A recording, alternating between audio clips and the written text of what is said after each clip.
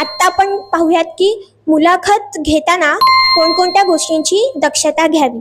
सगळ्यात प्रथम की मुलाखतकाराने प्रचंड सकारात्मक असे वातावरण निर्माण केले पाहिजे। त्याचा आवाज भारदस्त असला पाहिजे, त्याच्या आवाजात तितकीच माधुर्यता असली पाहिजे।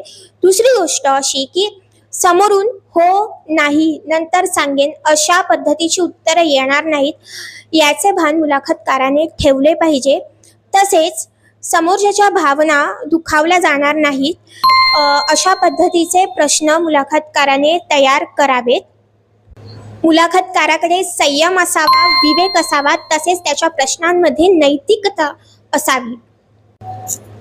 मुलाखतीमध्ये वेळ खूप जास्त महत्त्वाची आहे। तसेच मुलाखतकाराने कमी बोलावे आणि जी व्यक्ती मुलाखत देणार आहे त्या व्यक्तीला जास्तीत जास्त बोलण्याची संधी द्यावी।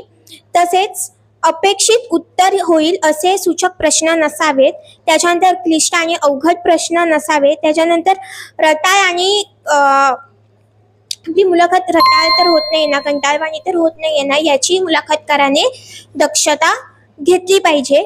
त्यानंतर मुलाखती दरम्यान हास्यास्पद हावभाव मुलाखतकाराने करू नये।